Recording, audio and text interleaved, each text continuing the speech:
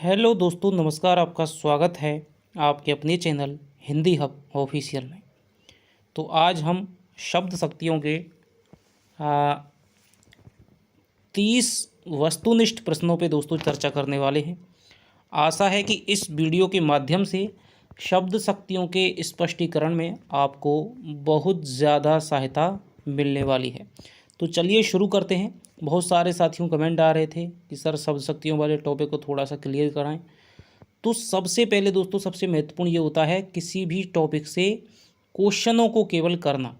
ठीक है, यदि आपने अच्छे से समझ रखा है। एक चीज़ होती है दोस्तों पढ़ना। ठीक है, किसी चीज़ को आप क्या है पढ़ करके फिर उसके क्वेश्चन करें, फिर उस पर चर्चा करें और फिर उसमें 4 सोपान मानता हूँ। पढ़ना, फिर क्वेश्चन करना, फिर बहस करना और फिर है आप पढ़ाना। यदि आप किसी टॉपिक को 4 तरीके से कर लेते हैं तो फिर वो टॉपिक है आपका बहुत अच्छी तरह से समझ में आ जाता है। ठीक है, तो हम क्वेश्चन आपने पढ़ तो लिया है, लेकिन पढ़ने से ही दोस्तों कोई चीज़ है पूरी तरह से समझ में नहीं आती है। आज हम आरपीएससी में जितने भी फर्स्ट ग्रेड सेकंड ग्रेड जितने भी आपके क्वेश्चन आए हुए हैं उन सबको देखने वाले हैं। ठीक है, इसी प्रकार की भाषा के आपके यहाँ पर क्वेश्चन आएंगे और जहाँ जहाँ पर दिक्कत आती है आपको समझने में वहाँ वहाँ पर मैं आपको बताऊँगा। ठीक है, तो पहला आपका प्रश्न है, कौन सा कथन सत्य नहीं है? शब्द की शक्ति उसके अंतर्निहित अर्थ को व्यक्त करने का व्यापार है। शब्द शक्ति मुख्यतः 3 होती हैं, लेकिन कुमारिल भट्ट ने तात्पर्य नामक चौथी शब्द शक्ति भी मानी है। शब्द शक्ति के संबंध में वाचक, लक्षक और व्यंजक 3 प्रकार के शब्द होते हैं। अगला है, मम्मट ने शब्द शक्ति के लिए शक्ति और विश्वनाथ ने व्यापार शब्द का प्रयोग किया है। बताइए कौन सा कथन है वो सत्य नहीं है? अब आपको क्वेश्चन करना है और आपको लगाना है कितने क्वेश्चन आपके सही होते हैं, कमेंट में लिख करके आपको बताना है।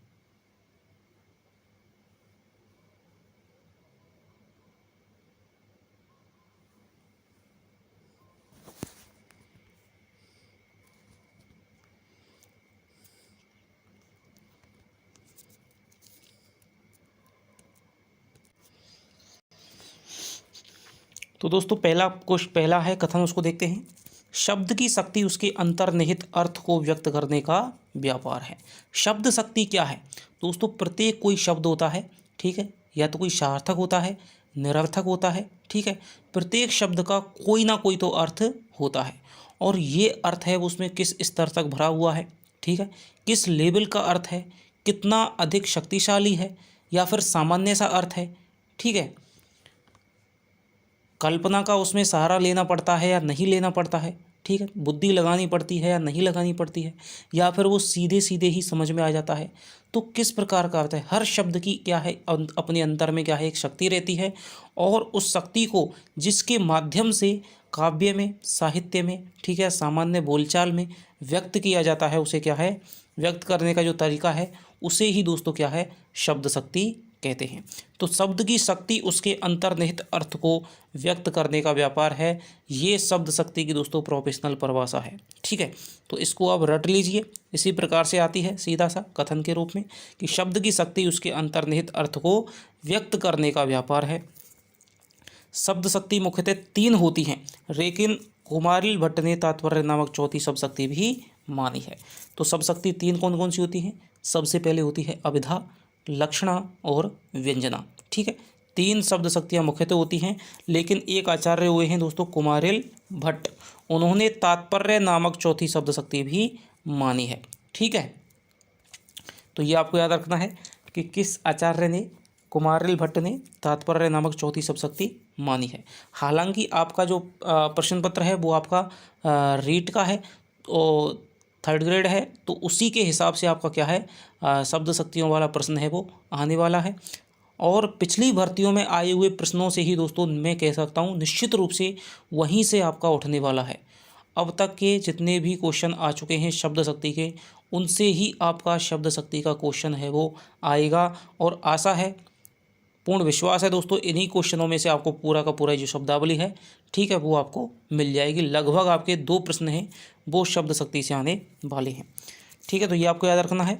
शब्द शक्ति के संबंध में शब्द होते हैं वाचक, लक्षक और व्यंजक। ठीक है, तो 3 प्रकार के दोस्तों शब्द होते हैं। ठीक है, जो अभिधा में कौन सा शब्द होता है? वाचक होता है।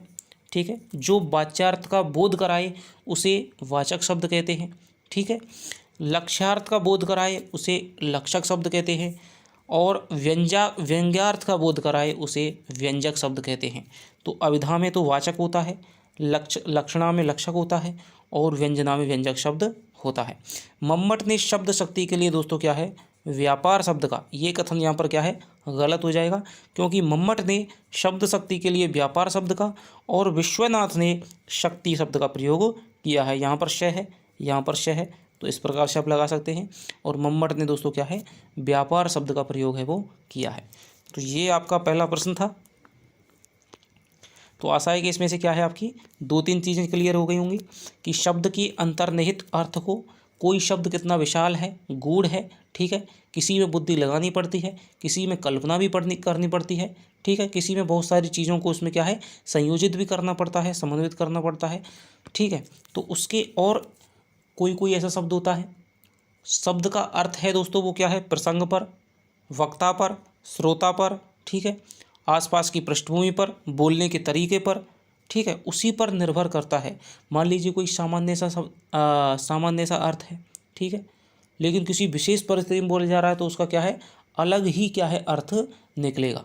ठीक है, तो देश काल पर जो स्थान है, वक्ता है, श्रोता है, बोलने का लहजा है, उस पे किसी शब्द का अर्थ है दोस्तों वो निर्भर करता है।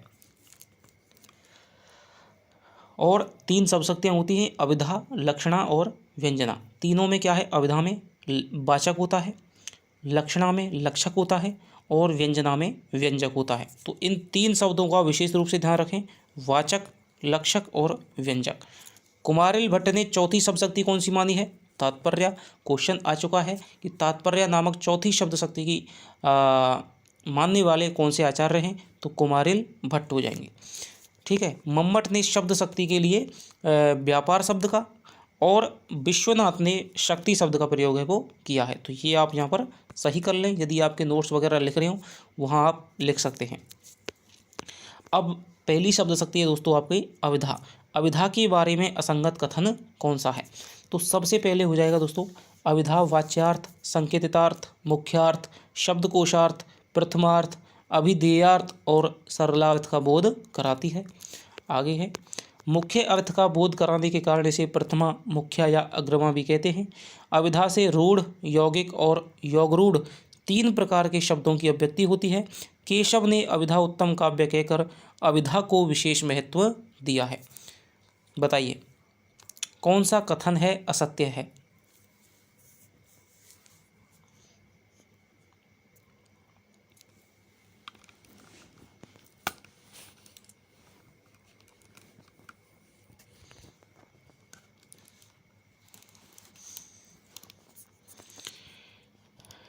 तो ऊपर से देखते हैं दोस्तों, सबसे पहली शब्द शक्ति हो जाएगी आपकी अभिधा। ठीक है, अब अभिधा में दोस्तों क्या होता है? अभिधा में क्या है? जो वाचक शब्द है वो किसका बोध कराता है? तो ये आपको ये शब्द ध्यान रखने हैं, ये अभिधा से संबंधित शब्द हैं दोस्तों। ठीक है, इन्हीं में आपका चक्कर पड़ता है, बस इन्हीं में वो एग्जाम वो पेपर सेटर है वो जहाँ पर घुमाता है कि अभिधा शब्द शक्ति है वो वाच्यार्थ से संबंधित होती है।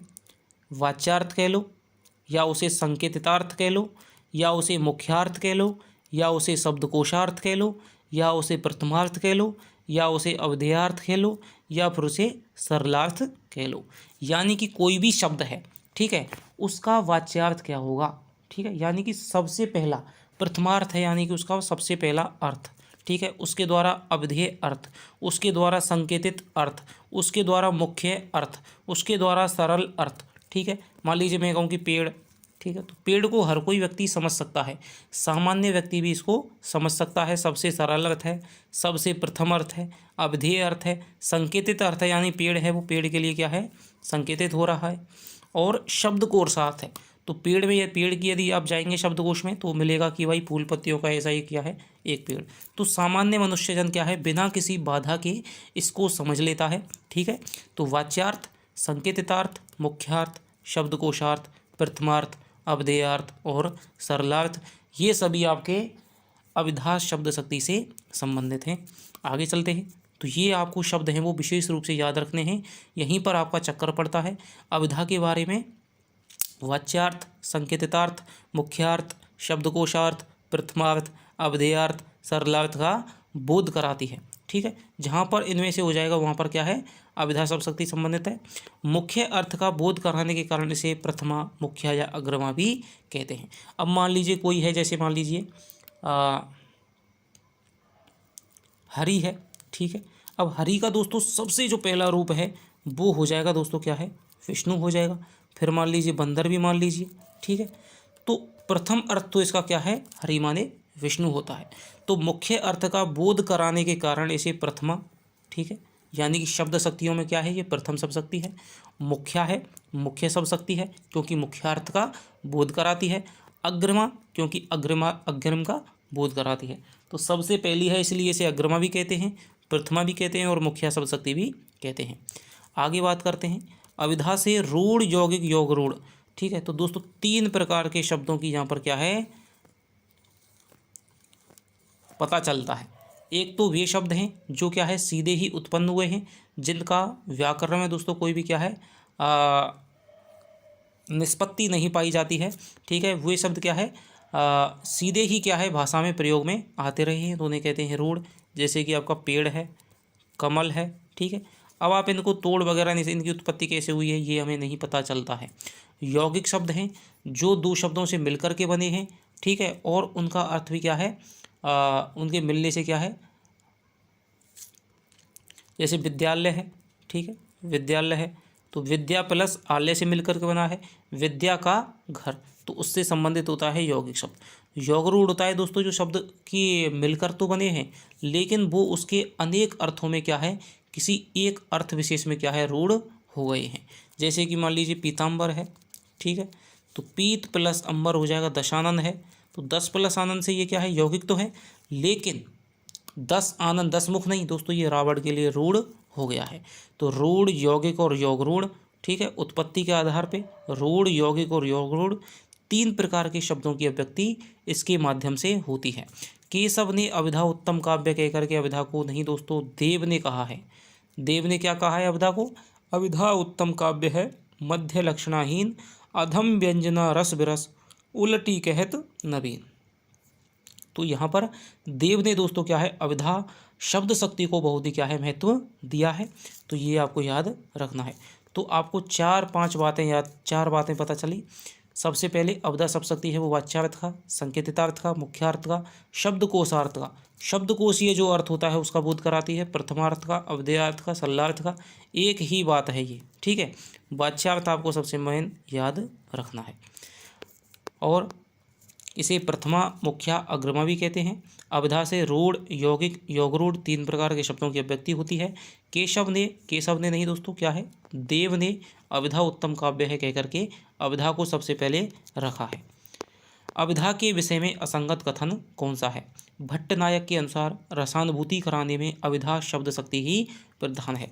यदि आपसे प्रश्न आ जाए कि भाई किस आचार्य ने अविधा को विशेष महत्व दिया है, आचार्य भट्टनायक, अभिनवगुप्त, भट्टोत, भामे है, तो आप उत्तर करेंगे दोस्तों भट्टनायक। भट्टनायक ने अविधा शब्द शक्ति को बहुत ज़्यादा ही महत्व दिया है और कहा है कि अविधा शब्द शक्ति के माध्यम से ही रसानुभूति होती है। और इसी प्रकार दोस्तों आचार्य रामचंद्र शुक्ल भी कहते हैं कि भले ही अविधा शब्द शक्ति का काव्य है वो भले ही क्या है निम्न माना जाता है और लक्षणा और व्यंजना से युक्त काव्य भी उच्च माना जाता है, उससे भले ही ज़्यादा अर्थ की भले ही अभिव्यक्ति होती है, लेकिन फिर भी जो अर्थ होता है वो अविधा का ही व्यंजक होता है, अविधा का ही लक्षक होता है, उसी अर्थ की उसमें क्या है अभिव्यक्ति होती है। इसीलिए लक्षणा शब्द शक्ति और व्यंजना शब्द शक्ति दोनों का आधार अविधा शब्द शक्ति होती है। ठीक है, मान लीजिए हरि शब्द है। ठीक है, अब इसका मान लीजिए कोई भी ले, कमल शब्द है, इसका यदि आप कोई लक्षक व्यंजक आप लेते हैं, ठीक है, सूर्यास्त का लेते हैं मान लीजिए। ठीक है, तो यदि सूर्यास्त शब्द का सूर्य अस्त से नहीं होगा तो फिर उसका लक्षक भी नहीं होगा और व्यंजक भी नहीं होगा। तो अविधा शब्द शक्ति है वो बाकी की दोनों शब्द शक्तियों का क्या है आधार भी है और रसानुभूति कराने में अविधा शब्द शक्ति ही क्या सबसे प्रधान है। अर्थ का शब्द के साथ में और शब्द का अर्थ के साथ में स्थित प्रत्यक्ष संबंध ही अविधा है। ठीक है, तो ये दोस्तों क्या है, किसने कहा है, जगन्नाथ ने कहा है। जगन्नाथ की परिभाषा है, जगन्नाथ जी ने, पंडित राज जगन्नाथ 17वीं शताब्दी के। ठीक है, रमणीय से प्रतिपादक शब्द काव्यम कहने वाले। अर्थ का शब्द के साथ में और शब्द का अर्थ के साथ में स्थित प्रत्यक्ष संबंध ही अविधा है। यानी कि कमल एक ऐसा पंखुड़ियों वाला इस प्रकार का, ठीक है, तो वो हो जाएगा। कमल से हमने क्या है, जो सुनी परे जो शब्द है, समझी परे सो अर्थ। ये चिंतामणि कहते हैं कि जो हमें कानों से सुनाई देता है वो तो क्या है, शब्द होता है, और जो हमें समझ में आता है वो क्या है, उसका अर्थ होता है। तो कमल हमें इस कानों से सुनाई पड़ रहा है तो ये वो क्या है, शब्द हो जाएगा, और इसका अर्थ जो हमारे क्या है समझ में आ रहा है वो क्या है, इसका अर्थ हो जाएगा। तो अर्थ का शब्द के साथ में और शब्द का अर्थ के साथ में स्थित प्रत्यक्ष संबंध ही दोस्तों क्या हो जाएगा, अविधा हो जाएगा। ये जगन्नाथ की परिभाषा है। इसमें प्रसाद गुण और यमक अलंकार होता है। ध्यान रखना, अविधा शब्द शक्ति में क्या है, जहाँ जहाँ पर यमक अलंकार होता है वहाँ पर अविधा शब्द शक्ति होती है, और इसीलिए इसमें क्या है, प्रसाद गुण की भी अभिव्यक्ति होती है। अधिकतर प्रसाद गुण की अभिव्यक्ति होती है। अवधेय अर्थ की बोधिका वृत्ति अविधा है, कथन आचार्य विश्वनाथ का है। तो ये दोस्तों इसमें गलत हो जाएगा, क्योंकि ये कथन किसका है, मम्मट का है। आप इसको नोट भी कर सकते हैं। अवधेय अर्थ की बोधिका वृत्ति अविधा है, ये कथन क्या है दोस्तों, आपका मम्मट का है। ठीक है, तो ये आप क्या है, यमक अलंकार बार आप विशेष रूप से ध्यान रखिएगा। जहाँ जहाँ पर यमक अलंकार होता है वहाँ पर दोस्तों क्या है, अविधा शब्द शक्ति होती है।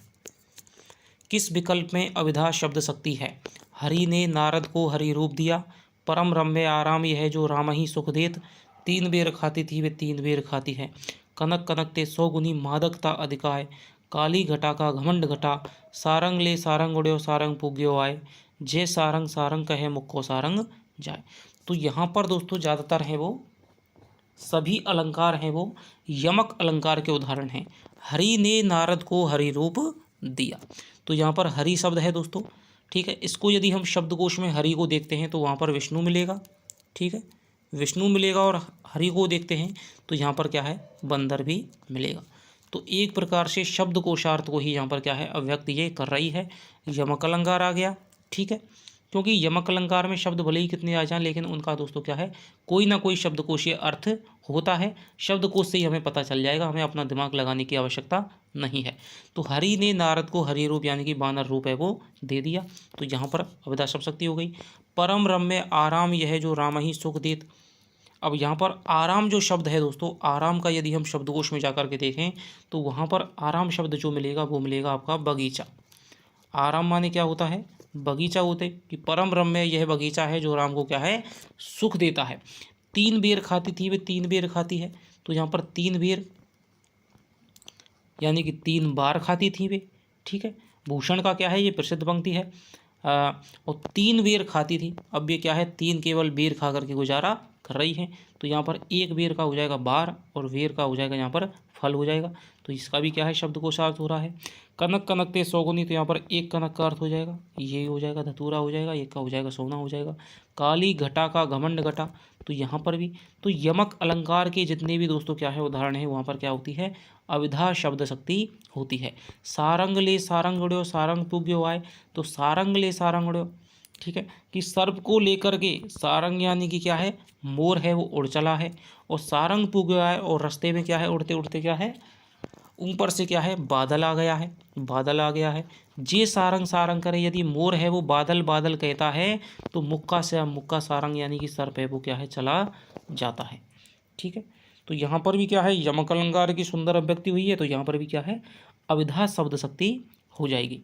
तो ये आपको याद रखनी है विशेष बात, कि अविधा शब्द शक्ति अवधेयार्थ का, सल्लार्थ का, वाच्यार्थ का, मुख्यार्थ का, प्रथमार्थ का, शब्दकोशार्थ का, संकेतितार्थ का, अवधेयार्थ का बोध कराती है। ठीक है, इसे अग्रमा, मुख्या, प्रथमा भी कहते हैं। यमक अलंकार वाले पंक्तियों में पदों में क्या होती है, अविधा शब्द शक्ति होती है। भट्टोत ने अविधा शब्द शक्ति को विशेष महत्व दिया है, और रीतिकाल में दोस्तों देव ने अविधा उत्तम काव्य कहकर के विशेष महत्व दिया है। ठीक है, समझ तो आप सब गए हैं, लेकिन बात है दोस्तों क्वेश्चनों की प्रैक्टिस करना और क्वेश्चनों क्या है सही विकल्प को उसमें से छांटना। अब है आपका अभिधा के बारे में कौन सा कथन है वो सत्य है। सोहत ओढ़े पीत पट श्याम सलोने गात, मानहु नीलमणि शैल पर आतप पर्यो प्रभात। कहती हुई जो उत्तरा के नेत्र जल से भर गए, हिम के कणों से पूर्ण मानो हो गए पंकज नहीं। भजन कयो ताते भजो, भजो न एको बार, और दूर भजन जाते कयो, सो तू भजो गवार। सभी सत्य हैं, बताइए।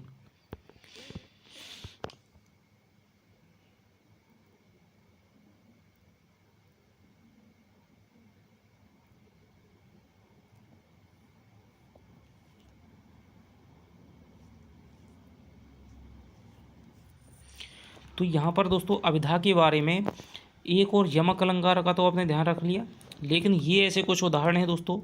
कहीं कहीं क्या है उत्प्रेक्षा अलंकार में भी क्या है, जहाँ सरल उत्प्रेक्षा होती है दोस्तों, वहाँ पर भी अभिधा शब्द शक्ति होती है।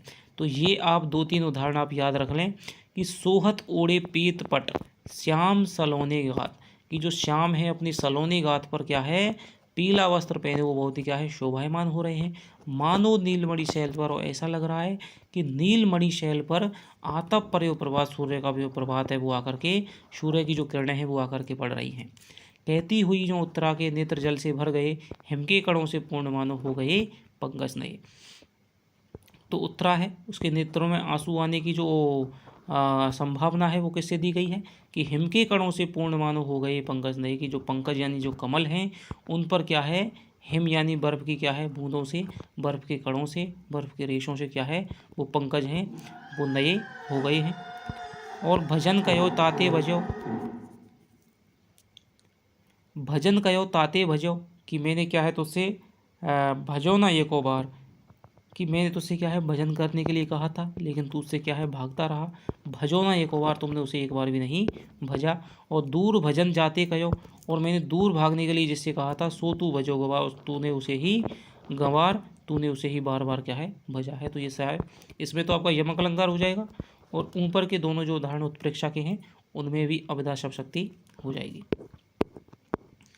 अभिधा के अन्य उदाहरण देखिए, सजना है मुझे सजना के लिए, यहाँ पर भी देखिए यमक अलंकार हो गया। लाल दुपट्टा मलमल का, मेरा दिल मलमल गया, यहाँ पर भी यमक अलंकार हो गया। मोर मुकुट कटि काचनी, कर मुरली उर्माल, इही बानक मो मन सदा बसो बिहारी लाल। तो यहाँ पर क्या है कृष्ण की क्या है कोई गोपी है, ठीक है, कि मोर मुकुट है, कटी पर क्या है काचनी है, कर में मुरली है, उर में क्या है माला है, यही वानक मोमन सदा, की इस प्रकार की क्या है वाणी वाला, और मन है मन वाला वो सदा मेरे मन में क्या है जो बिहारी लाल हैं जो कृष्ण हैं वो मेरे मन में सदा ही बसते रहें। तो ये वाला है। ज्यों ज्यों परसत लाल तन, त्यों त्यों राखो गोए, और नवल वधु डर लाज ते इंद्र वधु सी होए। तो यहाँ पर इंद्र वधु दोस्तों होना चाहिए था इंद्र की वधु, ठीक है, लेकिन क्या है नवल वधु नई वधु है, उसकी लाज से दोस्तों उसका रंग कैसा हो जाता है लाल तन, इंद्र वधु त्यों तो राखे गोए, नवल वधु डर लाज थे इंद्र वधु। इंद्र वधु कहते हैं दोस्तों, यदि हम शब्दकोश में जाएंगे तो वहाँ पर मिलता है एक बीर बहुटी। बीर बहुटी नाम का क्या है एक कीड़ा होता है, और उसकी जो त्वचा है दोस्तों थोड़ी सी क्या है लाल होती है। इसीलिए क्या है कि जो नवल वधु होती है वो क्या है उसे जैसे जैसे स्पर्श किया जाता है वो क्या है डर के लाज के मारे क्या है थोड़ी क्या है लालिमा युक्त हो जाती है, इंद्र वधु सी हो जाती है। करते तुलसी नाद भी कैसे मानस नाद, ठीक है, महावीर का यदि उन्हें मिलता नहीं प्रसाद। अब देखिए कौन लिख रहा है पंक्तियों को, मैथिली शरण गुप्त जी लिख रहे हैं। मैथिली शरण गुप्त जी लिख रहे हैं कि करते तुलसीदास भी कैसे मानस नाद। आपको पता है कि तुलसीदास के क्या है रामचरितमानस लिखने में हनुमान जी ने क्या है उनकी क्या है सहायता की थी। तो तुलसीदास यदि कैसे मानस नाद करते, ठीक है, मानस का क्या है रचयिता करते, मानस की रचना करते, महावीर का यदि उन्हें यदि हनुमान जी का यदि उन्हें नहीं मिलता प्रसाद यानी कि यहाँ पर सहयोग नहीं मिलता, ठीक है। तो और एक तरफ से यहाँ पर तुलसीदास को हम मान ले मैथिली शरण गुप्त जी मान ले, ठीक है, कि तुलसी मैथिली शरण गुप्त ने क्या लिखी थी रामकथा साकेत लिखी थी।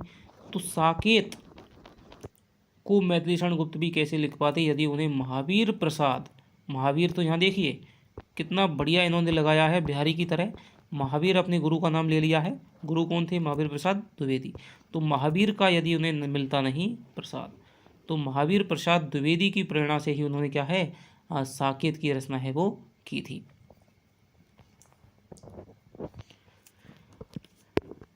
है पूतना मरण में सुदक्ष, जगन्य काकोदर था विपक्ष की, किंतु रक्षा उनकी दयालु, तरंडे ऐसे प्रभु हैं कृपालु।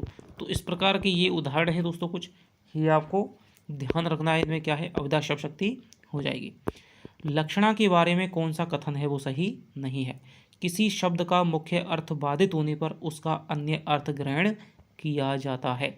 यह अन्य अर्थ किसी रूढ़ि या किसी प्रयोजन के आधार पर ग्रहण किया जाता है। इस अन्य अर्थ का मुख्य अर्थ से कोई संबंध नहीं होता।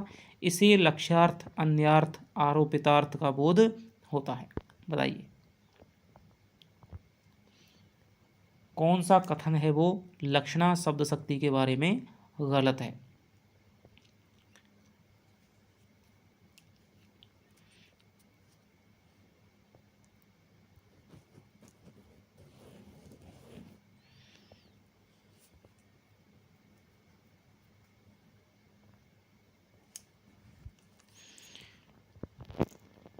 तो देखिए चलते हैं। किसी शब्द का मुख्य अर्थ बाधित होने पर उसका अन्य अर्थ ग्रहण किया जाता है। जब दोस्तों किसी भी कोई भी शब्द है, किसी भी काव्य पंक्ति में है, बोलचाल में है, जब उसका क्या है शब्दकोशार्थ नहीं निकलता है, सरलार्थ नहीं निकलता है, मुख्यार्थ नहीं निकलता है, जब मुख्य अर्थ में क्या है मुख्य अर्थ से अर्थ ग्रहण करने में बाधा आती है। जैसे कि मान लीजिए उदाहरण है राजस्थान वीर है, राजस्थान वीर है। अब यहाँ पर यदि हम कहते हैं कि भाई राजस्थान वीर है, तो राजस्थान वीर कैसे हो सकता है? बल्कि राजस्थान तो क्या है एक भूभाग का नाम है, एक राज्य का नाम है। तो यहाँ पर हम क्या ले सकते हैं दोस्तों, राजस्थान का मतलब क्या ले सकते हैं कि राजस्थान के लोग हैं वो क्या है वीर हैं। तो ये बात यदि हम लेंगे, और ये बात दोस्तों क्या है किसी भी शब्द यदि आप शब्दकोश में जाएंगे तो वहाँ पर राजस्थान का मतलब क्या है केवल क्या है एक ऐसा भूभाग, ठीक है, भारत के इस भाग में इस प्रकार से लिखा हुआ मिलेगा और थोड़ी सी इसकी विशेषता, ठीक है, पहले से राजपूत इस प्रकार सा राजपूतों की उत्पत्ति वाला क्षेत्र। तो यहाँ पर ये जो शब्द है दोस्तों क्या है ये हमें अपने दिमाग से अपनी समझ से लेना पड़ेगा कि राजस्थान के लोग क्या हैं वीर हैं, ठीक है। तो मुख्य अर्थ में क्या है यहाँ पर राजस्थान का अर्थ है, यहाँ पर क्या है राजस्थान, तो मुख्य अर्थ से अर्थ नहीं निकल रहा है, बाधा पड़ गई है। बाधित होने पर उसका अन्य अर्थ है वो ग्रहण किया जाता है, ठीक है। इन दोस्तों ये जो पंक्तियाँ हैं ये सीधी मेरी बनाई हुई हैं, ये सीधी परीक्षाओं में आई हुई हैं। तो इनको आप बहुत ढंग से ध्यान देके, ठीक है, क्योंकि इसी प्रकार का आपका यदि कथन ढंग से क्वेश्चन बनेगा तो इसी प्रकार का बनेगा, और नहीं तो सीधा सीधा आपसे पूछ लिया जाएगा कि भाई राजस्थान वीर है, इसमें कौन सी शब्द शक्ति है, सब शक्तियों में से कौन सी शब्द शक्ति नहीं है, ठीक है। या कोई पंक्ति दे दी जाएगी, 4 पंक्तियाँ दे दी जाएंगी, उनमें से कोई कह दिया जाएगा निम्न में से लक्षणा शब्द शक्ति का उदाहरण नहीं है, ठीक है। तो किसी शब्द का मुख्य अर्थ बाधित होगा तभी दोस्तों क्या है लक्षणा का और व्यंजना का उसमें क्या है बात होगी आगे। यदि मुख्य अर्थ से निकल रहा है तो फिर उसमें अवधा हो जाएगी, मुख्य अर्थ से नहीं निकल रहा है तो फिर उसमें क्या है अन्य अर्थ ग्रहण किया जाएगा, ठीक है। और वो अन्य अर्थ है या तो किसी रूढ़ि के आधार पर होगा या किसी प्रयोजन के आधार पर ग्रहण किया जाता है, क्योंकि लक्षणा शब्द शक्ति के 2 भेद होते हैं, रूढ़ि लक्षणा और प्रयोजनवती लक्षणा। या तो किसी रूढ़ि के आधार पर होगा। अब जैसे राजस्थान को क्या है, राजस्थान के लोगों को क्या है राजस्थान कहने की क्या है रूढ़ि है, ठीक है, इसलिए कह देते हैं कि राजस्थान वीर है। यहाँ कह लीजिए, महाराष्ट्र में जाकर के कह लीजिए, पाकिस्तान में जाकर कह लीजिए, अमेरिका में भी यदि कोई बात बोलेगा तो वो क्या कहेगा यही राजस्थान तो वीर है, ठीक है। तो रूढ़ि ये है दोस्तों वो कहीं पर भी समय देश काल के बंधनों में नहीं बदती है, कभी भी बोली जा सकती है और कोई भी व्यक्ति है उसे किसी भी प्रसंग में दोस्तों बोल सकता है, क्योंकि उसका प्रयोजन से कोई भी संबंध नहीं रहता है। वो 200 साल पहले भी बोली जाती थी, 100 साल पहले, और आज से 100 साल बाद में भी बोली जा सकती है, तब भी उसका अर्थ वही निकलेगा जो इसका आज निकल रहा है। राजस्थान वीर है, इसका यदि 100 साल पहले बोलते 100 साल बाद में बोलेंगे तब भी वही अर्थ निकलेगा जो इसका आज निकल रहा है। लेकिन प्रयोजन का दोस्तों क्या है, प्रयोजन का मतलब है प्रयोजन में ही किसी स्थान विशेष में ही, किसी प्रयोजन में ही, किसी प्रसंग में ही जो अर्थ निकल रहा है वो उसी प्रसंग में निकलेगा, अन्य प्रसंगों में नहीं निकलेगा। ठीक है, जैसे कि मैं आपको बताऊं,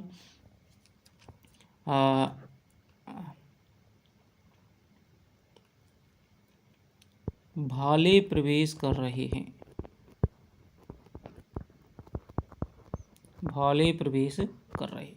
मान लीजिए कोई युद्ध हो रहा है, ठीक है, युद्ध हो रहा है, अब उसमें क्या है, भालेधारी सैनिक हैं, वो युद्ध लड़ने के लिए आगे आ रहे हैं।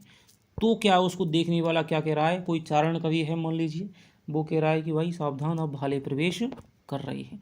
यानी कि भाले दोस्तों कभी भी प्रवेश नहीं करते हैं, मुख्य अर्थ में बाधा आ गई। ठीक है, इसलिए इसका अन्य अर्थ लिया जाएगा कि भालेधारी क्या है, सैनिक हैं। ठीक है, अब ये अर्थ है वो किसके आधार पर लिया जा रहा है, रूढ़ि के आधार पर नहीं लिया जा रहा है।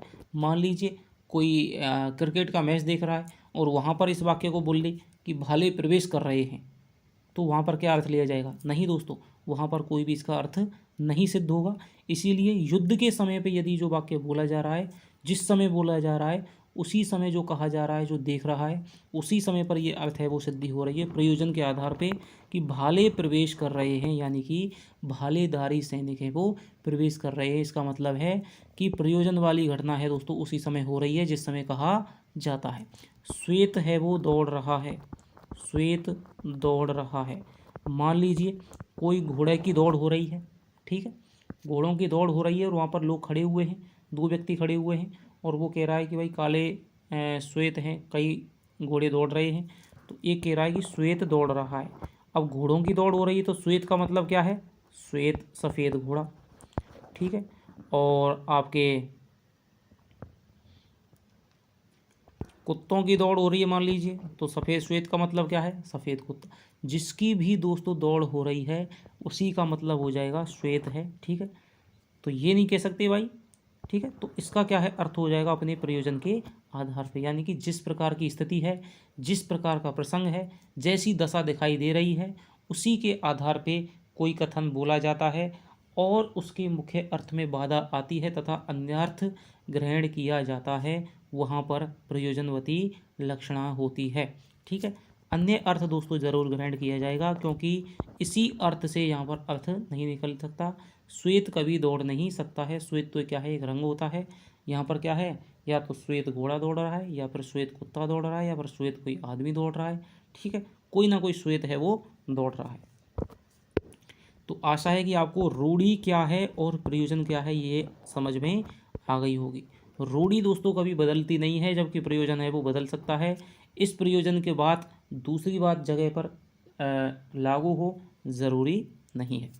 इस अन्य अर्थ का मुख्य अर्थ से कोई संबंध नहीं रहता है। यही दोस्तों क्या है, गलत हो जाएगा, क्योंकि दोस्तों लक्षणा शब्दशक्ति में जो अन्य अर्थ लिया जाता है, ठीक है, उसका दोस्तों मुख्य अर्थ के साथ में बिल्कुल संबंध रहता है। जैसे श्वेत में मान लीजिए अर्थ ले रहे हैं यहाँ पर सफ़ेद घोड़ा, ठीक है, तो मुख्य अर्थ क्या है उसका, श्वेत है। ठीक है, और वहाँ पर घोड़ा भी है, तो उसके साथ में दोस्तों इसका जरूर संबंध है वो रहेगा। इसे दोस्तों क्या है, लक्ष्यार्थ, अन्यार्थ, आरोपितार्थ भी कहते हैं, क्योंकि इसमें क्या है, अन्य अर्थ है वो क्या है, इसमें आरोपित कर दिया जाता है। श्वेत के साथ में क्या है, प्रयोजन के आधार पे घोड़ा आरोपित कर दिया। राजस्थान के साथ में क्या है, रूढ़ि के आधार पे राजस्थान के लोग आरोपित कर दिया। अब राजस्थान वीर है, ये तो नहीं कह सकते कि राजस्थान के जो कुत्ते हैं वो वीर हैं। ठीक है, तो ये नहीं होगा दोस्तों। हाँ, कहीं यदि कुत्तों की ऐसी बात हो रही है, कुत्तों की कोई मान लीजिए प्रतियोगिता, घोड़ों की प्रतियोगिता, तो वहाँ पर कह सकते हैं कि भाई राजस्थान के वहाँ प्रयोजन के आधार पर हो जाएगा ये। तो इसे क्या कहते हैं, लक्ष्यार्थ कहते हैं, अन्यार्थ कहते हैं और आरोपितार्थ। ये तीन शब्द दोस्तों इसके प्राण हैं, इनको आप याद रखना है, लक्ष्यार्थ, अन्यार्थ, आरोपितार्थ। ठीक है, ये जहाँ पर आ जाए वहाँ पर क्या हो जाएगा, आपका लक्षणा शब्दशक्ति हो जाएगी। ठीक है, तो इसमें क्या है, तीसरा विकल्प गलत है, क्योंकि लक्षणा शब्दशक्ति जो लक्ष्यार्थ है उसका मुख्य अर्थ से क्या है, संबंध क्या है उसका होता है, संबंध होता है। कौन सा विकल्प है वो असंगत है। लक्षणा के मुख्यतः दो भेद, रूढ़ा लक्षणा और प्रयोजनवती लक्षणा होते हैं। रूढ़ी या प्रचलन के कारण मुख्य अर्थ को छोड़कर के अन्य अर्थ ग्रहण करने पर रूढ़ा लक्षणा होती है। मम्मट ने लक्षणा के 80 भेद स्वीकार किए हैं। राजस्थान वीर है में रूढ़ी लक्षणा, रूढ़ीमती लक्षणा और रूढ़ीमूला लक्षणा है। बताइए।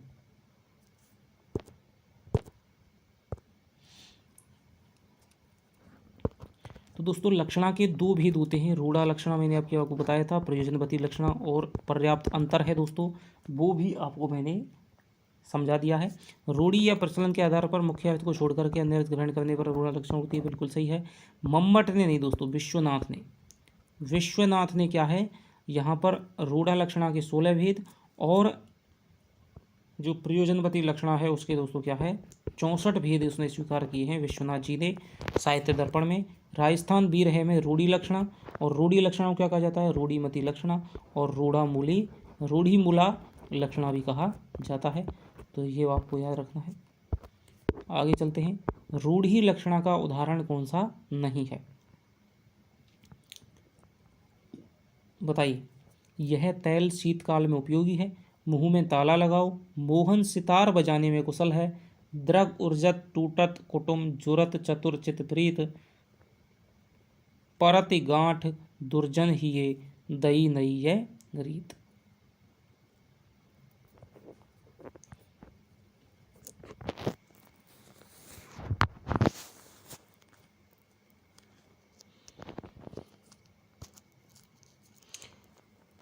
अब देखिए तैल क्या होता है। तैल दोस्तों होता है तिल प्लस ए कर देंगे तो दोस्तों यहाँ पर क्या है तैल बन जाता है, ठीक है। तिल में से निकला हुआ ही तैल होता है, ध्यान रखना। अर्थ तो इसका यही है शब्दकोशार्थ। लेकिन दोस्तों तैल क्या है, आजकल हर चीज़ को क्या है तेल कह दिया जाता है। तेल शब्द नहीं होता, ध्यान रखना, तैल होता है, ठीक है। चाहे वो सरसों का तेल हो, चाहे वो तिल का तेल हो, चाहे वो आपके ठीक है अरंडी का तेल हो, हर चीज़ के तेल के लिए, ठीक है, सोयाबीन का तेल हो, ठीक है, जैतून का तेल हो, ठीक है, कोकोनट का तेल हो, किसी का भी तेल हो, उसी के लिए क्या है, सबके लिए क्या है तेल का प्रयोग किया जाता है। जबकि तेल का क्या है शब्दकोशार्थ यदि हम देखें तो उसका हो जाएगा केवल तिल का तेल।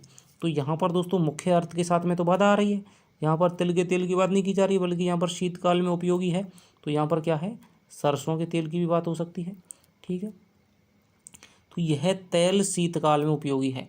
तो ये क्या है तेल क्या है, सभी तेलों को तेल कहने की रूढ़ी है, ठीक है, तिल के चक्कर में। तो यहाँ पर इसीलिए यहाँ पर रूढ़ी लक्षणा हो जाएगी।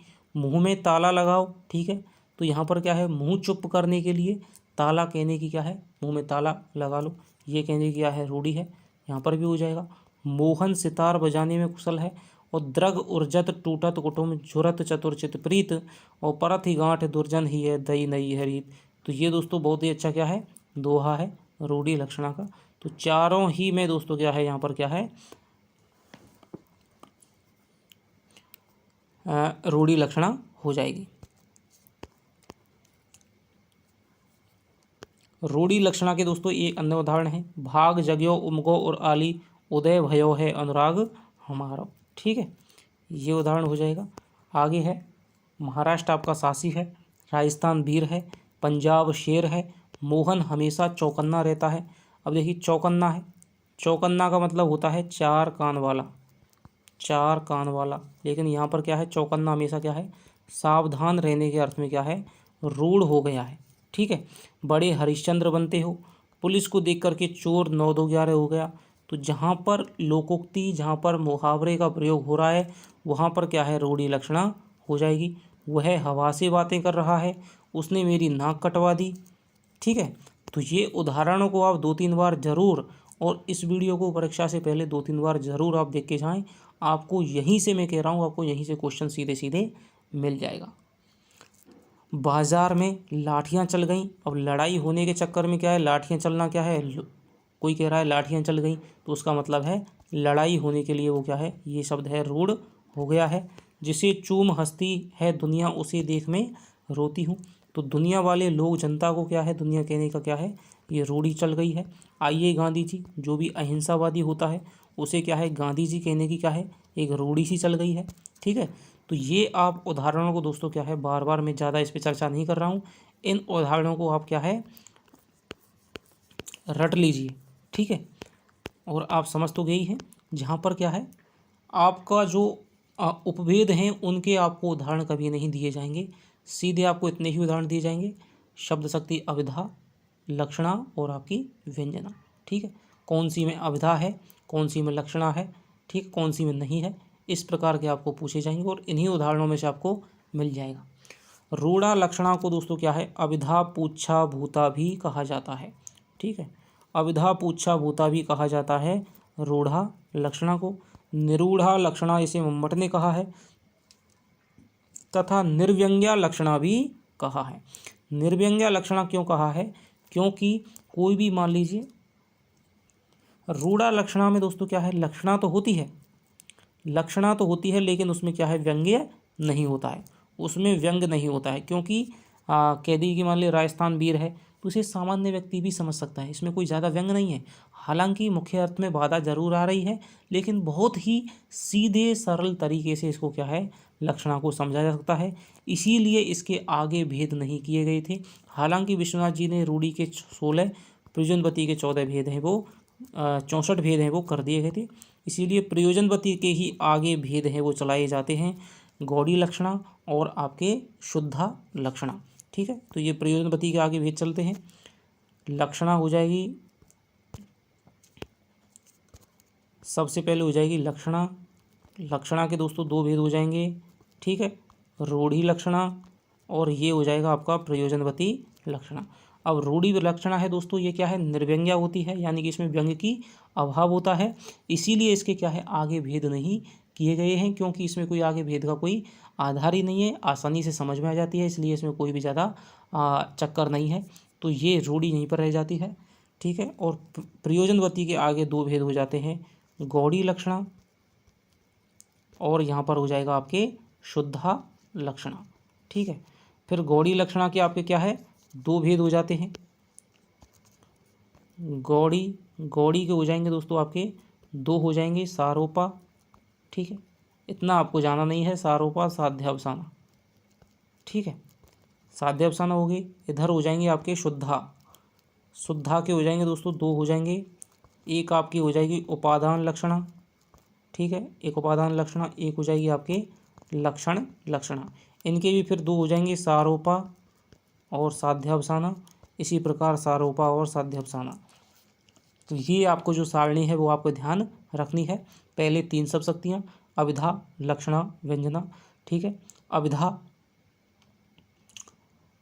अभिधा 3 प्रकार की कह सकते हैं, एक तो आपकी रूढ़ शब्दों वाली अभिधा, योग रूढ़ शब्दों वाली अभिधा, यौगिक शब्दों वाली अभिधा। ठीक है, और लक्षणा के रूढ़ी लक्षणा, प्रयोजनवती लक्षणा, प्रयोजनवती लक्षणा के आगे 2 भेद हो जाएंगे, शुद्धा लक्षणा, गौड़ी लक्षणा। गौड़ी लक्षणा के क्या है दोस्तों, 2 भेद हो जाएंगे, सारोपा साध्यावसाना। शुद्धा लक्षणा के 2 भेद हो जाएंगे, उपादान और उपादान लक्षणा, जिसे कि आपका क्या है, अजह स्वार्था कहते हैं, और लक्षण लक्षणा को क्या है, जय स्वार्था कहते हैं। आगे सारोपा साध्यावसाना, इनके 2 भेद हो जाएंगे।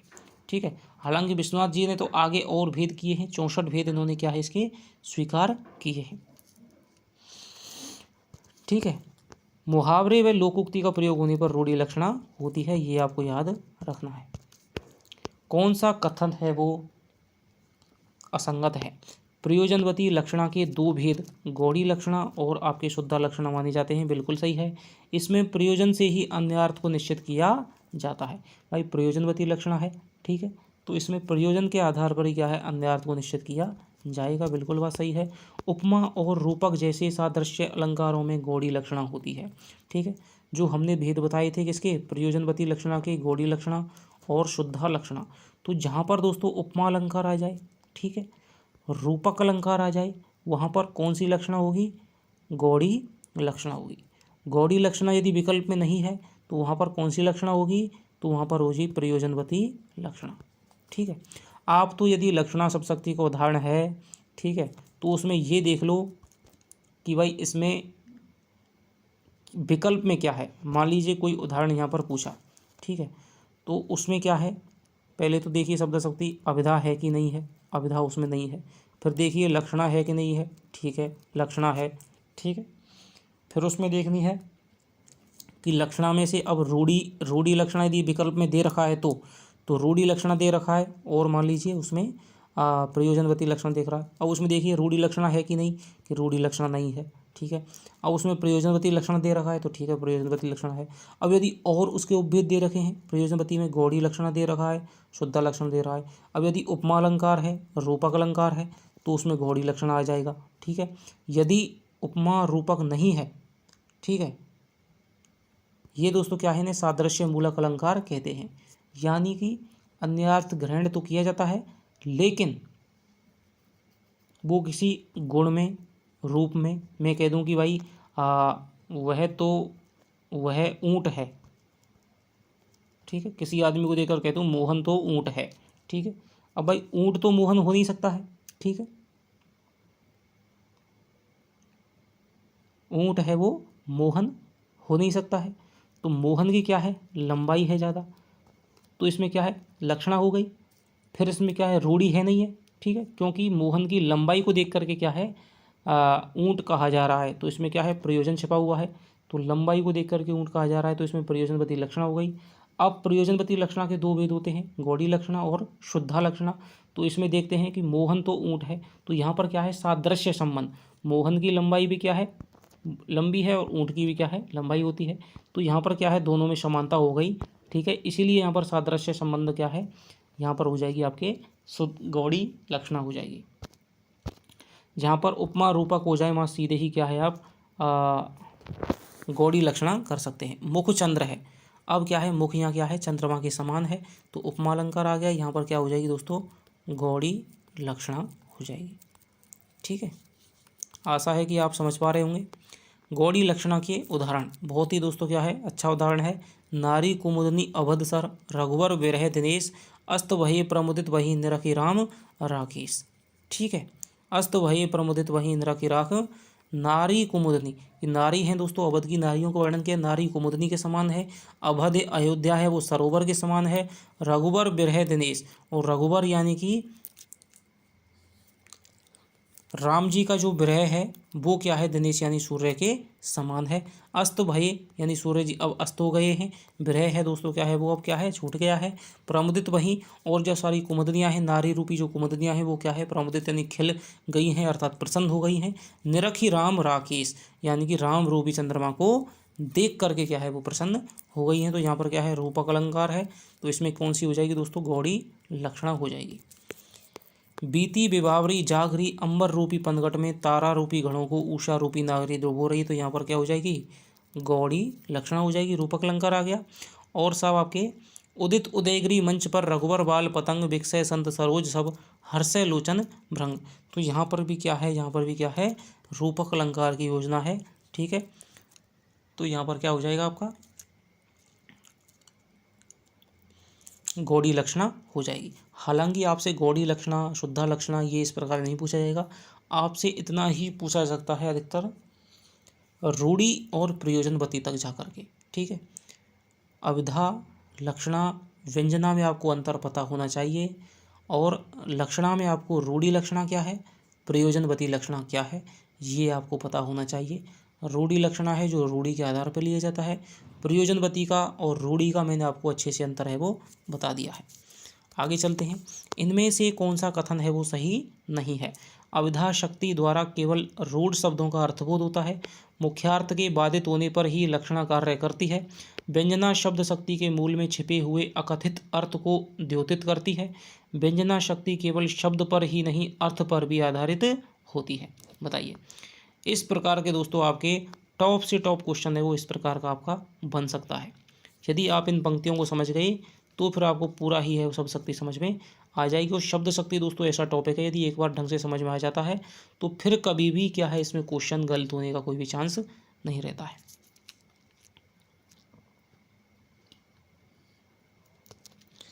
तो अविधा शब्द शक्ति द्वारा केवल रूढ़ अर्थ हो। अब बताइए, अब ये पिछले पेपरों में आया वो प्रश्न है। मैंने आपको अविधा के बारे में 4 बातें बताई थी, ठीक है। रूढ़, यौगिक, योगरूढ़ का बोध, अवधेयार्थ, सल्लार्थ, मुख्यार्थ, वाच्यार्थ, संकेतितार्थ, शब्दकोशार्थ का बोध, ठीक है।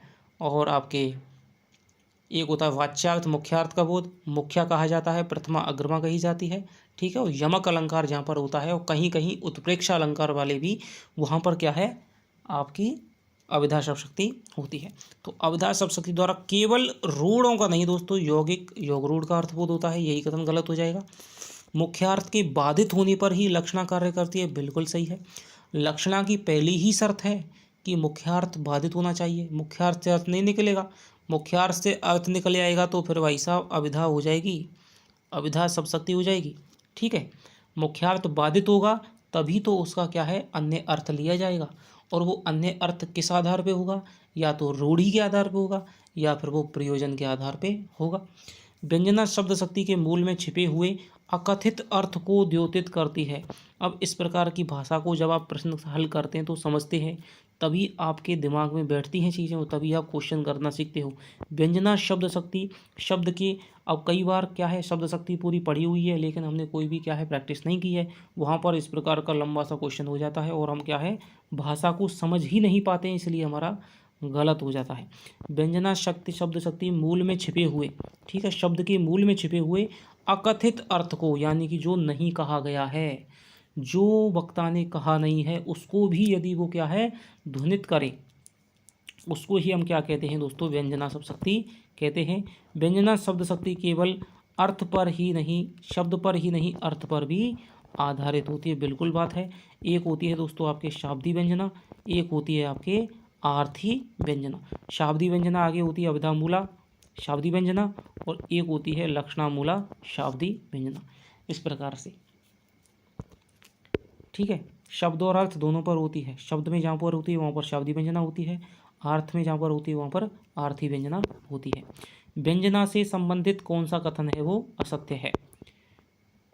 व्यंजना शब्द के मुख्यार्थ तथा लक्ष्यार्थ को पीछे छोड़ देती है। व्यंजना शब्द के मुख्यार्थ तथा लक्ष्यार्थ को पीछे छोड़ देती है। व्यंजना शब्द शक्ति से निष्पन्न अर्थ को व्यंग्यार्थ या प्रतीयमानार्थ कहते हैं। व्यंजना शब्द शक्ति केवल शब्दों पर ही आधारित होती है, व्यंग्यार्थ को ध्वन्यार्थ भी कहा जाता है। बताइए।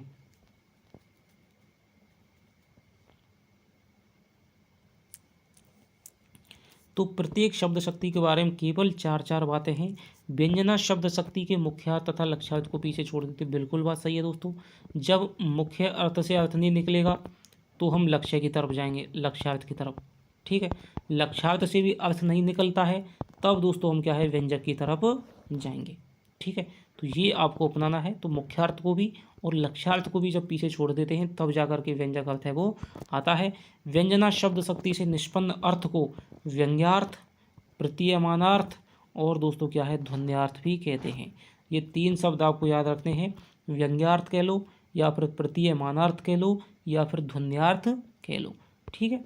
व्यंजना शब्द शक्ति केवल शब्दों पर, ये भी दोस्तों गलत हो जाए क्योंकि शब्द के साथ में क्या है अर्थ पर भी आधारित होती है। शब्द पर आधारित होती है उसे कहते हैं शाब्दी व्यंजना, व्यंजना के दो भेद हो जाएंगे, शाब्दी व्यंजना। अर्थ पर होती है उसे कहते हैं आर्थी व्यंजना, और शाब्दी व्यंजना के भी दो भेद हो जाएंगे, एक अभिधा मूलक शाब्दी व्यंजना, एक लक्षणा मूलक शाब्दी व्यंजना। देखो इस सिंह पुरुष को, पंक्ति में शब्द शक्ति है, अभिधा, रूढ़ी लक्षणा, प्रयोजनवती लक्षणा, व्यंजना।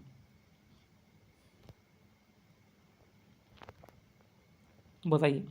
देखो इस सिंह पुरुष को, पंक्ति में शब्द शक्ति है, अभिधा, रूढ़ी लक्षणा, प्रयोजनवती लक्षणा, व्यंजना।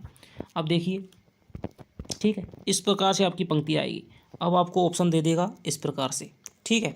अब हम देखते हैं साहब, सबसे पहले इसमें पहली शब्द शक्ति कौन सी, अभिधा। अब देखते हैं, देखो इस सिंह पुरुष को, तो भाई सिंह है वो पुरुष है, वो क्या सिंह हो सकता है, या सिंह है वो पुरुष हो सकता है, नहीं हो सकता। तो अभिधा वाला विकल्प है। तो दोस्तों इसमें मुख्य अर्थ क्या है, मुख्यार्थ से क्या है इसमें नहीं निकल रहा है, शब्दकोश का अर्थ है इसमें क्या है फेल हो गया है, ठीक है। तो अभिधा क्या है हमारी खत्म हो गई। देखो इस सिंह पुरुष को, ठीक है, यानी कि सिंह पुरुष को, यानी कि कोई वीर पुरुष है, ठीक है। सिंह पुरुष क्या कहते हैं, सिंह है तो सिंह में क्या है वीरता का गुण होता है, तो कोई वीर पुरुष है। तो यहाँ पर क्या है हमारा भाई मुख्यार्थ वादित हो गया है और लक्ष्यार्थ से क्या है हमारा वीर पुरुष अर्थ है वो निकल रहा है, ठीक है। अब ये अर्थ है दोस्तों, अब लक्षणा तो होगी, लक्षणा तो इसमें भेद नहीं है, लक्षणा के दोनों भेद हैं, रूढ़ी लक्षणा, प्रयोजनवती लक्षणा। अब हम देखते हैं कि सिंह पुरुष को, तो इसमें अर्थ है वो रूढ़ि के आधार पे आ रहा है या फिर वो प्रयोजन के आधार पे आ रहा है।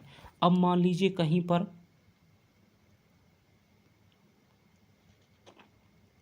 पहलवान की कुश्ती हो रही है या फिर कहीं पर युद्ध हो रहा है, कोई वीर योद्धा है, ठीक है, और वो इस प्रकार से लड़ रहा है, या फिर कोई पहलवान है और वो क्या है कुश्ती लड़ रहा है बड़ी ही जोरदारी से, तो फिर वहाँ पर दर्शक हैं वो क्या कहते हैं आपस में कि भाई देखो इस सिंह पुरुष को, कोई वीर है तो कहते हैं देखो इस सिंह पुरुष को।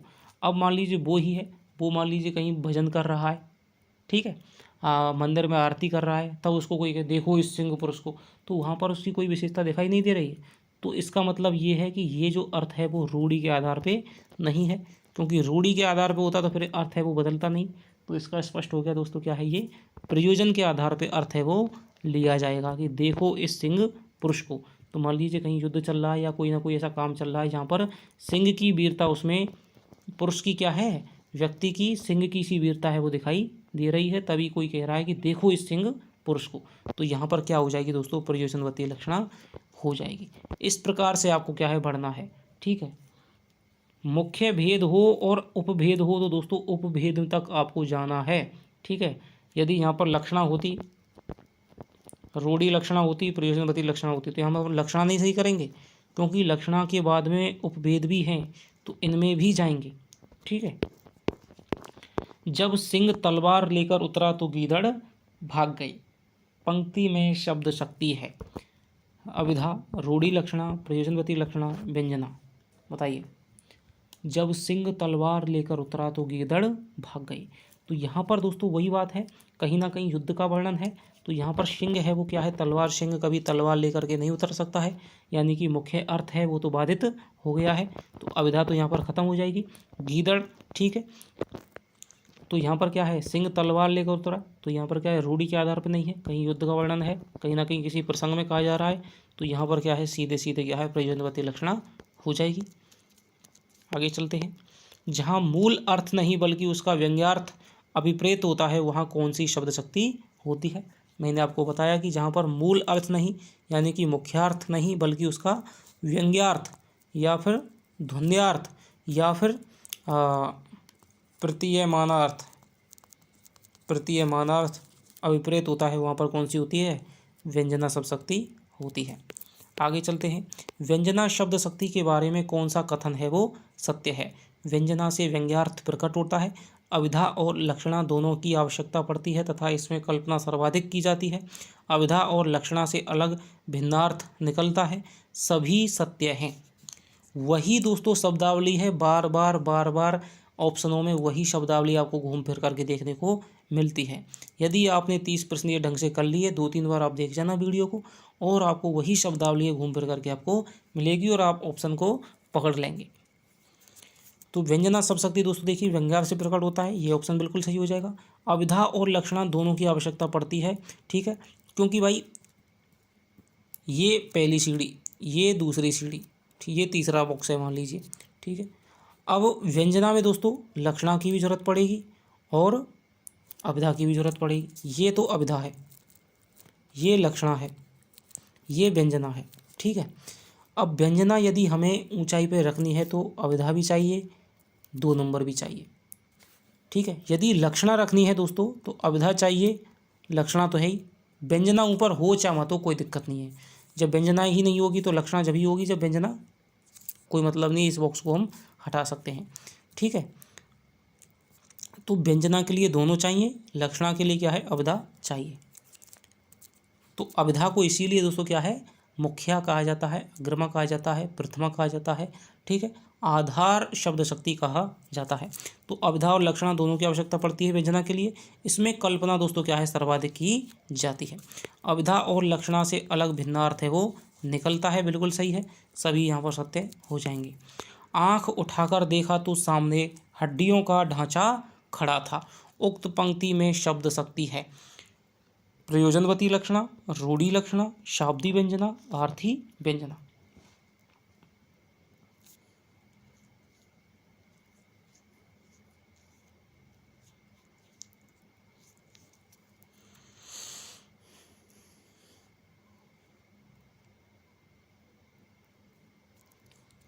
तो यहाँ पर देखिए, यहाँ पर हम देखते हैं अवधा का तो कोई है ही नहीं ऑप्शन। तो आँख उठाकर देखा तो सामने हड्डियों का ढांचा खड़ा था। अब दोस्तों कभी भी कि हड्डियों का ढांचा आदमी हो नहीं सकता है, तो इसका मतलब क्या होगा कि बहुत ही क्या है, कमज़ोर, दुबला पतला है या व्यक्ति है, वो किसी ने देखा होगा तो उसने कह दिया कि सामने जब मैंने देखा तो क्या है, हड्डियों का ढांचा खड़ा हुआ था, क्योंकि इतना दुबला था कि उसकी हड्डियाँ दिखाई दे रही थी। तो यहाँ पर दोस्तों जो अर्थ है वो कमजोरी है, दुबलापन है। तो किससे लिया जा रहा है, प्रयोजनवती से लिया जा रहा है। यानी किसी प्रसंग में, किसी स्थान पर, किसी विशेष समय में किसी ने कोई ऐसा व्यक्ति देखा जिसकी क्या है, दुबलापन था, कमजोरी थी, जिसकी हड्डियां दिखाई दे रही थी, इसलिए उसने उस प्रयोजन के आधार पर उसने कह दिया कि भाई हड्डियों का सामने ढांचा खड़ा हुआ था। ठीक है, ये क्यों था, किसी ने व्यक्ति को देखा तब कहा होगा। अब मान लीजिए कोई कंकाल को ही देख ले, वास्तव में मान लीजिए किसी लैब में जा करके कि सामने मैंने देखा तो हड्डियों का ढांचा खड़ा था। ठीक है, तो वहाँ पर उसका अर्थ है वो अलग होगा, यहाँ पर अलग होगा, इसीलिए यहाँ पर क्या है, प्रयोजनवती लक्षणा हो जाएगी। लक्षणा का दूसरा नाम क्या है, जह स्वार्था, अजह स्वार्था, गौड़ी लक्षणा, शुद्धा लक्षणा।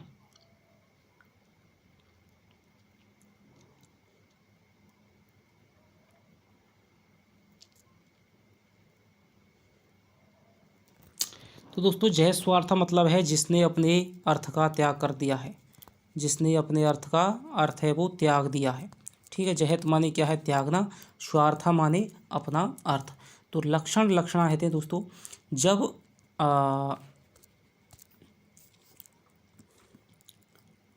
शुद्धा के क्या है, शुद्धा के दो भेद हो जाएंगे। एक हो जाएगा आपका उपादान लक्षण, एक हो जाएगा आपका लक्षण। ठीक है, तो इसका क्या है, जह स्वार्था कहते हैं इससे। ठीक है, लक्षणों क्या कहते हैं, जह स्वार्था। ठीक है, केवल इसमें लक्षण ही लक्षण रह जाता है, अन्यार्थ ही अन्यार्थ रह जाता है, मुख्य अर्थ का कोई भी संबंध नहीं रहता है। उपादान लक्षण किसे कहते हैं, अजह स्वार्था कहते हैं उपादान लक्षण को। इसमें क्या होता है, मान लीजिए कोई शब्द है, ठीक है, कि सारा घर है वो तमाशा देखने गया है, सारा घर तमाशा देखने गया है। अब यहाँ पर क्या है, सारा घर तो कभी तमाशा देखने नहीं जा सकता। ठीक है, तो यहाँ पर क्या है, अविदा शब्द खत्म हो गई, अब लिया जा रहा है इसमें अन्यार्थ, तो लक्षणा आ गई। अब लक्षणा में क्या है, सारा घर तमाशा देखने गया है, यानी कि प्रयोजन के आधार पे है, तो प्रयोजनवती लक्षणा हो गई। अब सारा घर है वो तमाशा देखने गया है, तो यहाँ पर दोस्तों क्या है, रूपक नहीं है, उपमा अलंकार नहीं है। ठीक है, सादर से संबंध नहीं है। ठीक है, यहाँ पर क्या है, किसी प्रयोजन के आधार पर यहाँ पर क्या हो जाएगा, गौड़ी नहीं होगी, बल्कि क्या है, शुद्धा लक्षणा हो जाएगी। अब शुद्धा लक्षणा में क्या है दोस्तों, यहाँ पर सारा घर का तमाशा देखने गया है, तो यहाँ पर क्या है, घर के लोग तमाशा देखने गए, तो यहाँ पर सारा घर का अर्थ भी क्या है, साथ में लिया जा रहा है। घर का अर्थ है वो बिल्कुल त्यागा नहीं जा रहा है, इसलिए यहाँ पर क्या हो जाएगी, उपादान लक्षणा हो जाएगी। जहाँ पर क्या है, अजह स्वार्था, यहाँ पर क्या है, अपना अर्थ है वो, जो शब्द, जिस शब्द में लक्षणा सब शक्ति होती है वह अर्थ, अपना जो अर्थ होता है उसे पूर्णतः त्याग नहीं करता है, बल्कि लक्ष्यार्थ के साथ में उसका अर्थ भी सम्मिलित होता है, वहाँ होती है उपादान। जहाँ केवल लक्षण ही लक्षण शेष रह जाता है, शब्द का जो मूल अर्थ है वो बिल्कुल छोड़ दिया जाता है, वहाँ हो जाती है लक्षणा, इसीलिए इसे कहते हैं जहत स्वार्था। उपादान लक्षणा को अजह स्वार्था भी कहा जाता है, क्योंकि इसमें अन्य अर्थ ग्रहण करने पर भी शब्द का अर्थ नहीं छोड़ा जाता है। तो ये आप ध्यान रखना है। ठीक है, लक्षणा मतलब है इसमें लक्षण ही लक्षण रह जाएगा। ठीक है, जो शब्द का मुख्य अर्थ है वो क्या है, इसमें त्याग दिया जाएगा, इसलिए कहते हैं जहत स्वार्था, जहत प्लस स्व प्लस अर्थ। ठीक है, अपना अर्थ जिसने त्याग दिया है। ठीक है, तो वहाँ केवल जब अपना अर्थ त्याग देगा तो क्या रह जाएगा, फिर लक्षण ही लक्षण रह जाएगा, तो जिसे कहते हैं लक्षणा। और उपादान लक्षण कहते हैं जिसने अपना अर्थ है वो नहीं त्यागा है, उसे कहते हैं अजहत स्वार्था। रूढ़ी लक्षणा का उदाहरण कौन सा नहीं है, अरे तुम इतना हुए अधीर, हार बैठे जीवन का दांव, पुलिस को देखकर चोर 9-2-11 हो गया, नारी कुमुदनी अवध सर, रघुवर विरह दिनेश, बेदने के लिए कलेजे हैं कलेजा निकाल कर देते।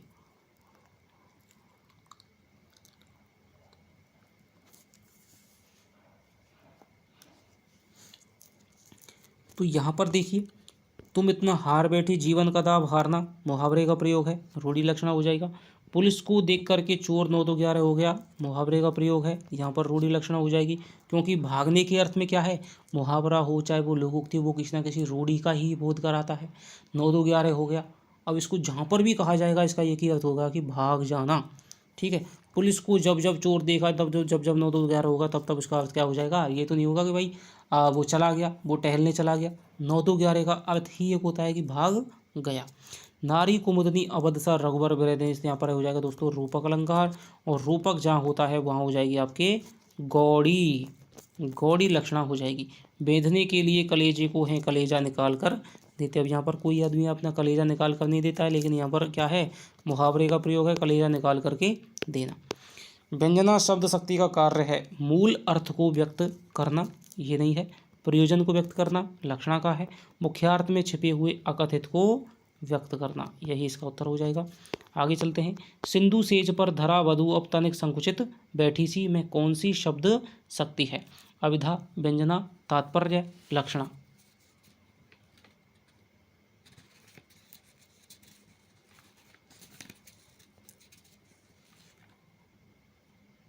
बताइए।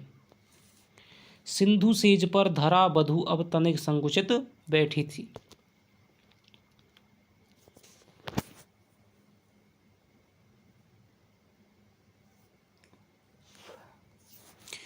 तो यहाँ पर जो शब्द शक्ति हो जाएगी दोस्तों, यहाँ पर हो जाएगी आपकी व्यंजना शब्द शक्ति। ये दोस्तों प्रसाद की कामायनी, कामायनी के क्या है, ये चिंता सर्ग से दोस्तों क्या है यहाँ पर ली गई है।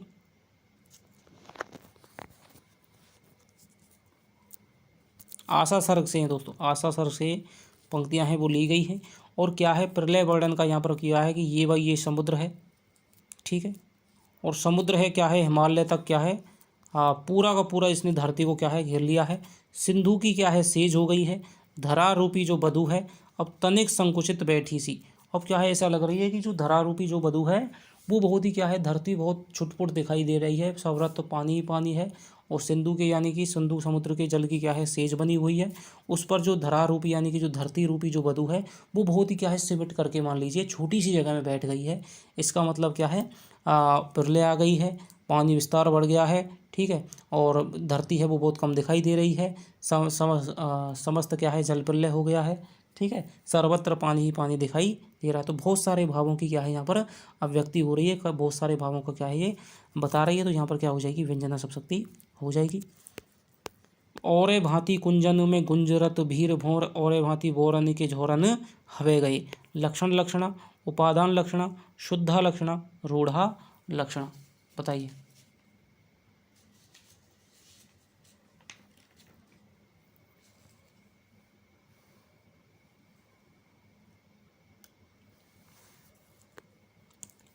और भांति कुंजन में गुंजरत भीर भोर, और भांति बोरन के झोरन हवे गए।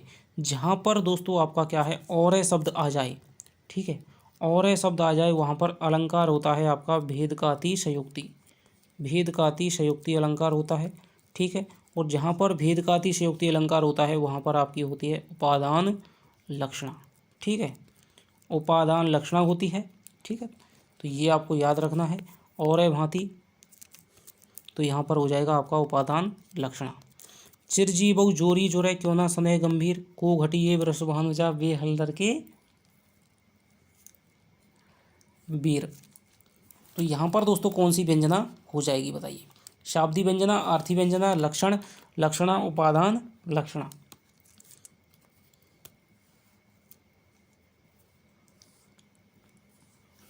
तो यहाँ पर दोस्तों क्या है, यहाँ पर चिरजीवऊ जोरी जो है कि इनकी जो जोड़ी है वो हमेशा चिरंजीवी क्यों ना रहे, और क्यों ना इनमें क्या है स्नेह है वो गंभीर रहे। को घटी ये वृषभानुजा, इनमें से कौन घटा हुआ है, ठीक है, ये एक से बढ़कर के एक है। ये वृषभानुजा, ये तो क्या है वृषभ की अनुजा यानी कि गाय है, और बेहलदर के वीर यानी कि भाई हैं यानी कि बैल हैं। अब यदि हम श्लेष से देखें, वृषभानुजा वृषभानु की पुत्री, वृषभानु धनजा वृषभानु की पुत्री यानी कि राधा है, और वे हलदर यानी कि क्या है बलराम के, वीर यानी कि भाई हैं तो यानी कि कृष्ण है, ठीक है। तो इनकी जोड़ी क्यों ना सलामत रहे, और इनमें स्नेह है वो क्यों ना गंभीर रहे, कि इनमें से घटा हुआ कौन है कि ये तो गाय हैं और ये बैल हैं, और इनमें से इनकी जोड़ी क्यों ना सलामत रहे, क्यों ना इसमें जो प्रेम भाव है वो हमेशा बना रहे, क्योंकि इनमें से घटा हुआ कौन है कि ये तो क्या है, वृषभानु की क्या है, पुत्री राधा है, और वे क्या है, हलधर के भाई कृष्ण हैं। तो इनमें से कोई भी घटा हुआ नहीं है, सभी क्या है, एक दूसरे से बढ़कर हैं। तो यहाँ पर दोस्तों कौन सी शब्द हो जाएगी, यहाँ पर हो जाएगी आपकी शाब्दी व्यंजना। क्योंकि यदि शाब्दी व्यंजना कहाँ पर होती है कि ऐसी व्यंजना जहाँ पर शब्द में व्यंजना होती है, यदि उस पंक्ति में शब्द को बदल दिया जाए, ठीक है, उस पंक्ति में यदि शब्द को दोस्तों बदल दिया जाए तो वहाँ पर क्या है, फिर वो शाब्दी व्यंजना नष्ट हो जाती है। ठीक है, दो भेद होते हैं देखिए, एक होती है आपके शाब्दी व्यंजना, एक होती है आपके आर्थी व्यंजना। शाब्दी व्यंजना क्या है, शब्द में होती है, ठीक है, आर्थी व्यंजना है अर्थ में होती है। ठीक है, यदि शाब्दी व्यंजना में यदि शब्द बदल दिया जाए, यहाँ पर दोस्तों देखिए वृषभानुजा बदल दिया जाए, ठीक है, हलधर है वो बदल दिया जाए, ठीक है, तो यहाँ पर जो व्यंजना का जो चमत्कार है वो नष्ट हो जाएगा। यदि यहाँ पर वृषभानुजा के स्थान पर मान लीजिए कोई राधा रख दे, ठीक है, तो यहाँ पर क्या है, व्यंजना फिर नहीं रहेगी। तो शाब्दी व्यंजना में शब्द को बदल देने पर क्या है, सब व्यंजना है वो नष्ट हो जाती है। जबकि आर्थी व्यंजना में आप शब्द को बदल दीजिए या फिर पर्यायवाची रख दीजिए, तब भी क्या है, व्यंजना नष्ट नहीं होती है, बल्कि व्यंजना फिर भी रहती है। तो ये आपको याद रखना है। ठीक है, शाब्दी व्यंजना, आर्थी व्यंजना शब्द में होती है, अर्थ में होती है, शब्द बदल देने या पर्यायवाची रख देने पर नष्ट हो जाती है, शब्द बदल देने या पर्यायवाची रख देने पर नष्ट नहीं होती है। तो ये हो जाएंगे आपके व्यंजना हो जाएगी। तो यहाँ पर हो जाएगा आपके शाब्दी व्यंजना हो जाएगी। रहीमन पानी राखिए बिन पानी सब सून, बानी गई ना ऊपरे मोती मानस शून। इसका मतलब ये है कि जहाँ पर दोस्तों श्लेष अलंकार हो जाएगा वहाँ पर शाब्दी व्यंजना हो जाएगी। ठीक है, अर्थबोध कराने के संदर्भ में कौन सा कथन है वो सत्य है। अभिधा शब्द शक्ति लक्षणा पर आधारित होती है, लक्षणा शब्द शक्ति व्यंजना पर आधारित होती है, और अभिधा लक्षणा व व्यंजना दोनों पर आधारित होती है। लक्षणा और व्यंजना दोनों शब्द शक्तियाँ अभिधा पर आश्रित होती हैं। देखिए वही भाषा है, बदल थोड़ा सा हेर फेर करके वही भाषा आ रही है। इसका उत्तर हो जाएगा लक्षणा और व्यंजना दोनों शब्द शक्तियाँ वो किस पर होती हैं, अभिधा पर आश्रित होती हैं। प्रयोजनवती लक्षणा के भेद हैं शुद्धा, रूढ़ा, गौड़ी, शुद्धा, गौड़ी, रूढ़ा, शाब्दी, अर्था। तो सारणी आपको याद होनी चाहिए। ये हो गई लक्षणा, लक्षणा के दो भेद, एक हो जाएगी रूढ़ी, एक हो जाएगी आपके प्रयोजन, प्रयोजन के दो भेद, एक हो जाएगी आपके गौड़ी, एक हो जाएगी आपके शुद्धा। ठीक है, शुद्धा के दो भेद उपादान, एक हो जाएगी आपके क्या, एक हो जाएगी आपके लक्षण, लक्षणा, फिर दोनों के हो जाएंगे, इसके हो जाएंगे सारोपा साध्यवसाना, इनके भी फिर सारोपा साध्यवसाना हो जाएंगे। तो यहाँ पर पूछ रहा है प्रयोजन के दो भेद पूछ रहा है, तो गौड़ी हो जाएगा और शुद्धा हो जाएगा, तो गौड़ी और शुद्धा दोनों भेद हो जाएंगे। प्रयोजनवती लक्षणा का भेद नहीं है तो दोस्तों शुद्धा है। ठीक है, शुद्धा हो जाएगा और शारोपा हो जाएगा और आपका गौड़ी हो जाएगा, ये गौड़ी है, गौड़ी हो जाएगा, जबकि रूढ़ा भेद है दोस्तों वो नहीं है। कौन सा कथन है वो गलत है। जब लक्ष्यार्थ में वाच्यार्थ सम्मिलित रहता है तब लक्षण लक्षणा होती है। जहाँ शब्द बदल देने पर भी व्यंग्यार्थ निकलता है वहाँ आर्थी व्यंजना होती है। योगरूढ़ शब्द उसे कहते हैं जिसकी व्युत्पत्ति होती है लेकिन जिसका अर्थ व्युत्पत्ति जन्य अनेक अर्थों में केवल एक तक ही सीमित हो जाता है। जो व्यंग्यार्थ प्रकट करता है उसे व्यंजक कहते हैं। बताइए। तो यहाँ पर देखते हैं दोस्तों, जब लक्ष्यार्थ में वाच्यार्थ सम्मिलित रहता है तब लक्षण लक्षणा होती है। जब लक्ष्यार्थ में वाच्यार्थ जब सम्मिलित रहेगा तो वहाँ पर लक्षण कैसे बचेगा, वहाँ पर तो दोनों हो जाएंगे, तो वहाँ पर क्या हो जाएगी, उपादान लक्षणा हो जाएगी। यही आपका हो जाएगा सही। जहाँ शब्द बदल दिया फिर भी क्या है व्यंग्यार्थ निकल रहा है तो वहाँ पर क्या है आर्थी व्यंजना हो जाएगी। शब्द के बदल देने पर यदि व्यंग्यार्थ ना निकले तो वहाँ पर कौन सा हो जाएगा, फिर शाब्दी व्यंजना हो जाएगी। योगरूढ़ शब्द, ये वाला भी बिल्कुल सही है, जो व्यंग्यार्थ प्रकट करे उसे क्या कहते हैं दोस्तों, व्यंजक कहते हैं। कौन सा कथन है वो असंगत हो जाएगा। अभिधा शब्द शक्ति किसी शब्द के मुख्यार्थ या वाच्यार्थ का बोध कराती है, बिल्कुल बात दोस्तों सही है। साक्षात संकेतित अर्थ का बोध कराने वाली शब्द शक्ति व्यंजना कहलाती है। ये दोस्तों यहाँ पर क्या है, गलत हो जाएगा क्योंकि इसे ही अभिधा कहते हैं। संकेतित अर्थ यानी कि संकेतितार्थ दोस्तों क्या इसमें आता है, अभिधा में आता है। और लक्षणा शब्द शक्ति लक्ष्यार्थ का बोध कराती है, बात बिल्कुल सही है। व्यंजना शब्द शक्ति द्वारा निष्पन्न अर्थ व्यंग्यार्थ भी कहा जाता है। तो वही शब्द हैं दोस्तों, बार बार वही आ रहे हैं घूम फिर के। बैठी रही अति सघन बन, बैठी सदन तन माह, देख दोपहरी जेठ की छाहों छाहती छाह है। बताइए, बैठी रही अति सघन बन, बैठी सदन तन माह, देख दोपहरी जेठ की छाहों छाहती छाह।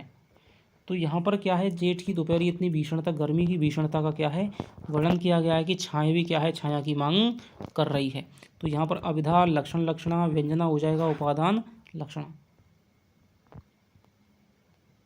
तो यहाँ पर दोस्तों हो जाएगी शब्द शक्ति आपकी उपादान लक्षणा हो जाएगी।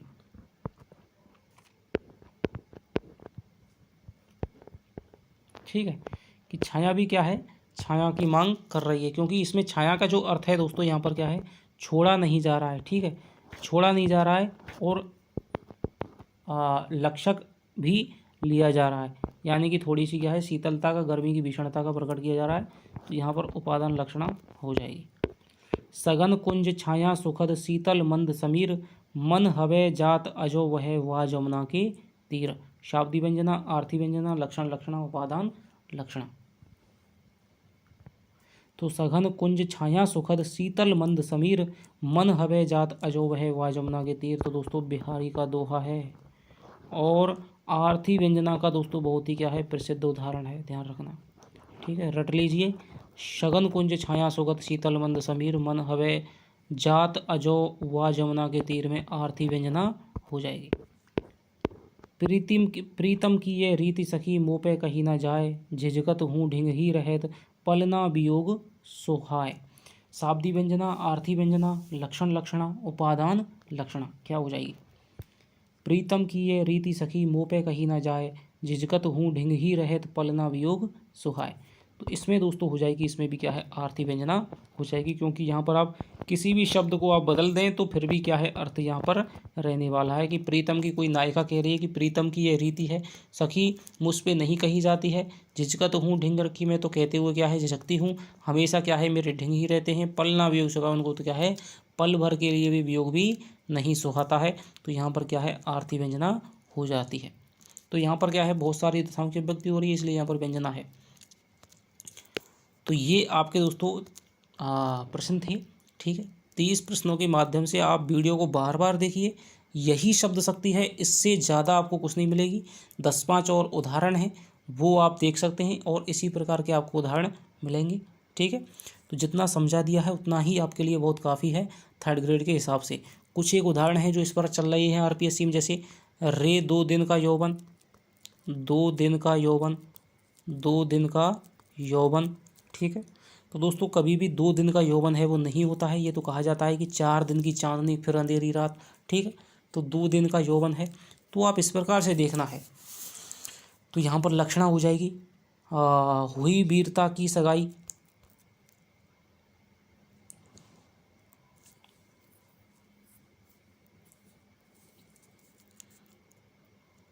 हुई वीरता की सगाई वैभव के साथ झांसी में।